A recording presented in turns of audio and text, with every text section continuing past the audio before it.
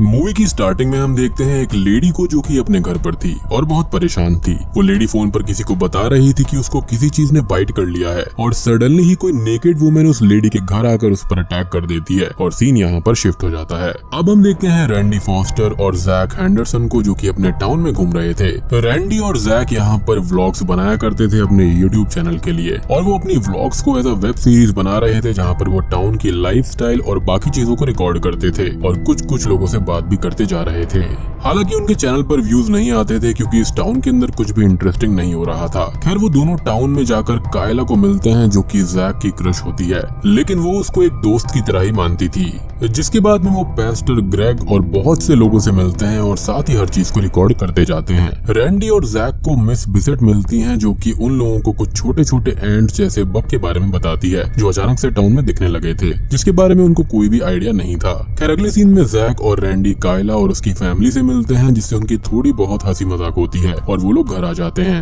अब घर पर जैक के फादर मिस्टर हैंडरसन और उसकी मदर को वो लोग अपने वीडियोस दिखाते हैं और जैक के फादर यहाँ पर हैंडीकैप्ड होते हैं जिनके दोनों ही पैर नहीं थे। क्या रात को रैंडी और जैक घूम रहे होते हैं कि तभी उनको मिस बिसेट के चिल्लाने की आवाज आती है और वो दोनों उनके घर पर जाते हैं। रैंडी का कैमरा हमेशा ऑन ही रहता था जिससे वो सब कुछ रिकॉर्ड करता रहता था। मिस बिसेट के घर जाने पर वो लोग देखते हैं कि उनका घर बिखरा पड़ा हुआ था और उनके घर पर ब्लड भी फ्लोर पर फैला था, जिससे वो लोग थोड़े से परेशान हो जाते हैं और मिस बिसेट को ढूंढने लगते हैं। तभी मिस बिसेट उनको एक क्लोजेट में छुपी हुई मिलती है जो कि बहुत ही डरी हुई थी और वो बोलती है कि किसी अजीब से क्रीचर ने उनको काट लिया है जिसका जख्म काफी गहरा था। अब अचानक से घर की दीवार तोड़कर एक छोटा सा अजीब सा क्रीचर निकलता है और घर से बाहर भाग जाता है। रैंडी और जैक उसका पीछा करते हैं और देखते हैं कि पास्टर ग्रेग उस क्रीचर को एक पिंजरे में रखकर अपने साथ ले जाते हैं। रैंडी और जैक वापस मिस बिसेट के घर जाने लगते हैं और देखते हैं कि वो बहुत ही ज्यादा डरी हुई और परेशान थी। अगले दिन वो दोनों पुलिस स्टेशन जाते हैं और वहाँ पर डेप्यूटी जॉश को फुटेज दिखाते हैं मिस बिसेट के घर की और उस क्रीचर को ले जाते हुए पास्टर ग्रेग की, जिस पर जॉश बिलीव नहीं करता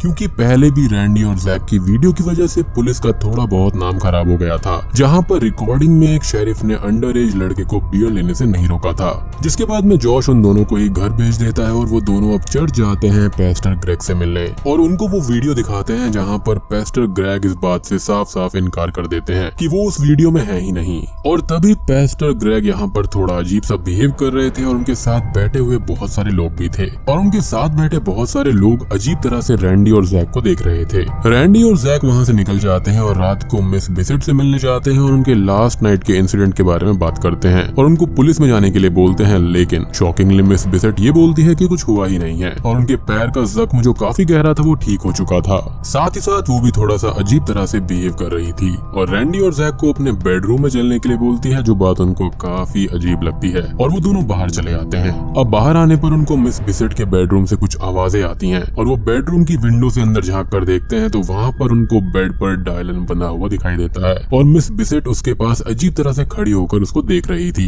लेकिन तभी डायलन विंडो पर आ जाता है जिससे रैंडी और जैक को वहाँ से भागना पड़ता है। अब घर जाकर जैक और रैंडी जैक के पेरेंट्स को फुटेज दिखाते हैं और बोलते हैं कि टाउन में कुछ तो अजीब हो रहा है, जिस पर जैक के पेरेंट्स बिलीव ही नहीं करते और सोने चले जाते हैं। अब वहाँ पर कायला आती है जो कि काफी परेशान थी और वो बोलती है कि उसके डैड अब पूरी तरह बदल गए हैं और उसको वो उसके डैड जैसे लगते ही नहीं है, साथ ही उसकी मॉम भी गायब है। रैंडी और जैक कायला के घर पर जाते हैं उसके साथ और वो लोग देखते हैं कि कायला के डैड सच में बहुत ही अजीब तरह से बिहेव कर रहे थे क्योंकि वो लोग उनको पहले से जानते थे। जैक अब वॉशरूम जाने के बहाने से अंदर जाता है और दूसरे रूम्स में छानबीन करने लगता है, वो भी यूवी लाइट्स की हेल्प से, जहाँ पर उसको फ्लोर पर एक ब्लैक कलर का लिक्विड दिखाई देता है जो जैक को समझ में नहीं आता कि ये क्या हो सकता है। और उसको रूम में छुपा हुआ जोई मिलता है, यानी कि कायला का भाई, जो कि अपने फादर से डरकर छुपा हुआ था। अब कायला के फादर को शक होने लगता है और वो वॉशरूम चेक करने जाते हैं, जिनके आने की आहट सुनकर जैक वॉशरूम में आ जाता है और उसको वहाँ पर एक छोटे से बॉक्स में कायला की मॉम की डेड बॉडी मिलती है जो कि बहुत ही बुरी हालत में रखी हुई थी, जिससे डरकर वो बाहर भाग जाता है। अब बाहर आकर रैंडी और कायला जैक से पूछते हैं कि हुआ क्या है, जिस पर वो कायला को अंदर की रिकॉर्डिंग दिखाता है और अपनी मदर की डेड बॉडी देखकर कायला बहुत ही दुखी हो जाती है। अब अगले दिन वो लोग डेप्यूटी जॉश के पास में जाते हैं और उनको वीडियो दिखाकर अपने साथ कायला के घर पर लेकर आते हैं, जहाँ पर अब जॉश को वीडियो पर यकीन था और वो कायला के डैड से पूछताछ करने लगते हैं। लेकिन शॉकिंगली कायला की मॉम वहाँ पर आ जाती है जो कि बिल्कुल ठीक थी और कायला उनको देखकर बहुत खुश होती है और उनको हक कर लेती है, लेकिन हक करते ही वो समझ जाती है कि वो लेडी उसकी मदर नहीं है। वहाँ पर पेस्टर ग्रेग भी थे और वो बोलते हैं कि ये सब वीडियोस झूठी हैं। साथ ही वो जॉश को भी भला बुरा सुना देते हैं, जिससे जॉश को बुरा लगता है और वो रैंडी, जैक और कायला से गुस्सा होकर वहाँ से चला जाता है। अब कायला अपने भाई जोई को अपने साथ ले जाना चाहती थी, लेकिन उसके डैड और बाकी लोग जोई को ले जाने से उसे रोक देते हैं। कायला और बाकी लोग बाहर आते हैं और देखते हैं कि पेस्टर ग्रेग जोई के साथ खड़ा है और कायला को बहुत ही अजीब तरह से देख रहा है। कायला, जैक और रैंडी बहुत ही ज्यादा टेंशन में थे और वो बात करते हुए रास्ते से जा ही रहे थे कि टाउन में अब बहुत सारे लोग अजीब तरह से बिहेव करने लगते हैं और कुछ ना कुछ गलत जरूर हो रहा था कि तभी उनको जैक के बार्न हाउस से कुछ आवाजें आती हैं और रैंडी और जैक बार्न हाउस की ओर जाते हैं और कायला जैक की मदर के पास में जाती है।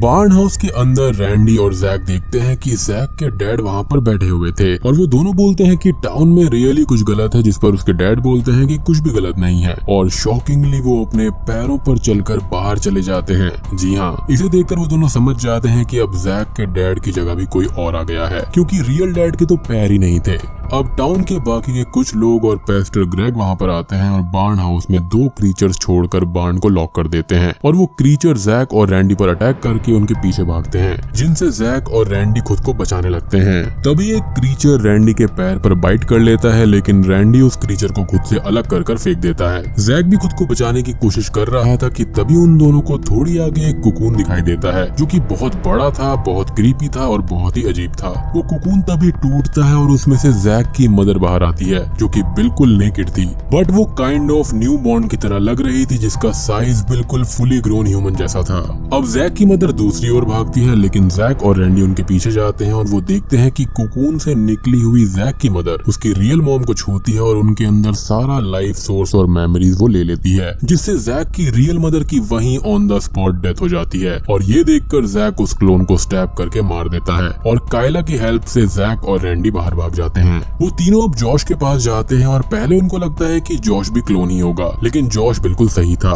बट वो अपने क्लोन की डेड बॉडी उनको दिखाता है, जिसको जॉश ने मार दिया था और जॉश ये बोलता है कि उस क्रीचर ने उसको भी काट लिया था, लेकिन जॉश ने खुद को कंट्रोल में रखा और जैसे ही उसका क्लोन बना उसने उसको मार दिया। वो लोग बात करते हैं कि ये कोई एलियन इन्वेजन हो सकता है, जहाँ पर ये क्रीचर एलियंस हों और वो ह्यूमंस को क्लोन करके उनकी मेमोरीज और लाइफ सोर्स एनर्जी ले रहे हैं, जिससे रियल ह्यूमन मारा जाता है और साथ ही जब तक वो क्लोन ह्यूमन की मेमोरीज नहीं ले लेते तब तक वो किसी एनिमल की तरह ही बिहेव करते हैं। वो लोग अब बात कर ही रहे थे कि तभी रैंडी का क्लोन घर के बाहर आ जाता है भागते हुए और घर के ऊपर चला जाता है। जॉश अब घर के अंदर उस पर शूट करता है, लेकिन वो क्लोन किसी एनिमल की तरह बहुत ही ज्यादा तेज था और वो हर बार बच जाता है। अब वो सभी लोग क्लोन रैंडी से बचने की कोशिश कर ही रहे थे कि तभी वहाँ पर बहुत सारे क्लोन्स आने लगते हैं और सभी पर अटैक करते हैं। अब जॉश यहाँ पर समहाउ उनको कुछ देर रोकने की कोशिश करता है, लेकिन वो क्लोन उनको अपने पास खींच लेते हैं और जान से मार देते हैं। रैंडी ये देखता है कि वो सब घर पर आ ही चुके हैं और घर भी तहस नहस हो चुका है, इसलिए वो जैक और कायला को बचाने के लिए खुद बाहर चला जाता है और उस क्लोन की भीड़ को अपने पीछे बहुत दूर ले जाता है, जिससे जैक और कायला को भागने का मौका मिल जाए। वो लोग भागते हुए जंगल में जाते हैं और जैक देखता है कि फोन के सिग्नल्स अभी भी नहीं आ रहे हैं, क्योंकि नेटवर्क सिग्नल्स को किसी तरह से ब्लॉक करा गया था। कायला बताती है कि उनकी मदर की शॉप पर वैन रखी हुई है, जिससे वो लोग टाउन के केबल ऑफिस तक जा सकते हैं और वहाँ से ये सारे वीडियोस अपलोड कर सकते हैं, ताकि ये बात इस क्रीचर और क्लोन के बारे में सभी तक पहुंच जाए और कोई उनकी हेल्प कर सके। अब वो दोनों कायला की मदर की शॉप पर जाने लगते हैं, लेकिन सारे टाउन में ही क्लोन्स घूम रहे थे और वो लोग उन क्लोन की तरह ही बिहेव करके आगे बढ़ने लगते हैं और शॉप तक पहुंच जाते हैं। जैक अब शॉप के अंदर से वैन की कीज लेने जाता है और कायला बाहर नजर रख रही थी कि तभी उसको एक जगह पर जोई खड़ा हुआ दिखाई देता है और वहाँ पर बहुत सारे लोग भी थे जो बच्चों को अपने साथ लाए थे। बेसिकली ये क्लोन्स थे जो कि अब बच्चों को क्रीचर से बाइट करवाकर क्लोन करना चाहते थे। अब कायला क्लोन की तरह बिहेव करके वहाँ तक जाती है और एक लड़की को कायला पर शक हो जाता है। जोई कायला को देखकर रोने लगता है, जिससे कायला भी दुखी होती है और उसके आंसू गिर जाते हैं, जिससे एक क्लोन लड़की समझ जाती है कि कायला अभी भी ह्यूमन है और वो स्क्रीम करती है, जो कि काइंड ऑफ उनका कम्युनिकेशन वे था, जो कि काफी अजीब था और सभी क्लोन्स कायला की ओर बढ़ने लगते हैं। अब कायला जोई को वहाँ से दूर भगा देती है और उनके कैबिन में जाकर छुपने का बोलती है, जो कि जंगल में था, और जोई भागकर वहाँ चला जाता है। सभी क्लोन्स कायला को पकड़ लेते हैं और वो उसके पास एक क्रीचर लाते हैं जो कि कायला को बाइट कर लेता है, लेकिन अब तक जैक वैन लेकर वहाँ पर आ जाता है और कायला को लेकर वहाँ से भाग जाता है। वो लोग टाउन से दूर चले आते हैं, बट उनकी वैन रास्ते में खराब हो जाती है और कायला बोलती है कि वो बाइट हो चुकी है तो उसका क्लोन उसको मारने जरूर आएगा। जैक कायला को संभालता है और हम देखते हैं कि उस वैन में वो छोटे छोटे एंट्स जैसे बग्स थे थे जिसके बारे में मिस बिसेट बात कर रही थी, जो कि एक साथ जुड़ जाते हैं और उस क्रीचर को फॉर्म करते हैं और वो क्रीचर जो होता है वो जैक पर अटैक करके उसको भी बाइट कर लेता है। यानी कि ये जो क्रीचर बाइट करता है वो फर्दर डिसइंटीग्रेट हो सकता है इन छोटे छोटे बग्स में। अब वो क्रीचर वैन से बाहर भाग जाता है और वो दोनों उसके पीछे उसे पकड़ने भागते हैं। तो मेरे हिसाब से ये जो क्रीचर है वो यहाँ पर इंसानों को बाइट करता है और उनका जो स्ट्रक्चरल फॉर्मूला होता है उसको लेकर चला जाता है, जिसके बाद में ये जो क्रीचर्स या फिर ये जो एलियंस जो भी हैं वो यहाँ पर ह्यूमंस के परफेक्ट क्लोन्स को यहाँ पर बना देते हैं। जिसके बाद में इस क्लोन का काम रियल ह्यूमन का ढूंढना होता है और उनको छूते ही यहाँ पर उनकी सारी मेमोरीज वगैरह उनके अंदर आ जाती है और फिर रियल ह्यूमन की डेथ हो जाती है। बेसिकली सिंपल सा है कि आपका क्लोन आया और आपकी सोल उसने अपने अंदर ले ली, जिसके बाद ऑब्वियसली आपकी बॉडी में सोल ही नहीं रहेगी तो आप जिंदा कैसे रहोगे। अब वो लोग छुप कर आगे बढ़ते हैं और देखते हैं कि टाउन के सभी लोग एक साथ खड़े थे जो कि असल में क्लोन्स थे और उन्होंने रियल ह्यूमंस को जला दिया था। यानी कि मेमोरीज और लाइफ एनर्जी को छीनने के बाद में ये रियल ह्यूमंस को जला देते हैं। अब वहाँ पर क्लोन रैंडी आता है और कायला को छुपाकर जैक बाहर निकालता है एज अ क्लोन रैंडी का ध्यान भटकाने के लिए। अब वो दोनों बात करने लगते हैं जिससे हमें एक और चीज पता चलती है कि क्लोन के पास अपने ह्यूमन फॉर्म्स की सारी मेमोरीज होती हैं पूरी तरह क्लियर। रैंडी जैक से सवाल जवाब कर ही रहा था कि तभी कायला एक स्टोन से उसके सर पर अटैक करके उसको बेहोश कर देती है और जैक के साथ वहाँ से भाग जाती है। अब वो दोनों यहाँ पर केबल ऑफिस तक पहुँच जाते हैं जहाँ पर कोई भी नहीं था, एज यहाँ के सारे लोगों को भी क्लोन करके मार दिया गया था। वो लोग आगे बढ़ते हैं कि तभी कायला और जैक के क्लोन्स वहाँ पर आ जाते हैं और उन पर अटैक करने भागते हैं, जिनसे बचकर कायला और जैक भागने लगते हैं। कायला और जैक उन क्लोन्स को बाहर लॉक करके अंदर कम्युनिकेशन रूम में आता है और फाइनली वीडियो उसको सोशल मीडिया साइट पर अपलोड कर देता है। अब उन दोनों को बाहर जाना था और जैक वहाँ पर लगे हुए एक सिस्टम को देखता है जिसके अंदर CO2 भरी हुई थी। जैक कायला से अपनी और उसकी फुटेज को प्ले करने का बोलता है और एक्सटिंग्विश को ऑन करके डोर ओपन कर देता है जिससे क्लोन्स अंदर आते हैं और वो अपनी फुटेज को देखने लगते हैं, जिससे कायला और जैक वहाँ से बाहर आ जाते हैं। क्लोन्स के अंदर अब CO2 भर जाती है और वो लोग बेहोश हो जाते हैं। कायला और जैक खुद को बचाते हुए वहाँ से बाहर भागते हैं और बचते बचाते कायला के जंगल वाले कैबिन तक पहुँच जाते हैं जहाँ पर जोई सेफली आ गया था। अब वो लोग टीवी पर ये देखते हैं कि सारी दुनिया में ही ये एलियन इन्वेजन फैल गया है और जो इनका टाउन है वहाँ पर सबसे आखिरी हमला हुआ है। यानी कि और सारी कंट्रीज इससे ऑलरेडी जूझ रही हैं और सभी लोग मोस्टली क्लोन्स बन गए हैं और असली ह्यूमंस को मारकर जला रहे हैं, जिस पर वो लोग ये बोलते हैं कि अब कोई भी नहीं बचा है और अब उनको कोई भी नहीं बचा पाएगा और ना ही कोई बच पाएगा। जिसके बाद में मूवी के पोस्ट क्रेडिट सीन में हम ये देखते हैं कि कायला और जैक की अपलोड की हुई वीडियो पर बहुत सारे कमेंट्स आने लगते हैं, मीनिंग कि दुनिया में अभी भी कुछ लोग बचे हुए हैं और बूम।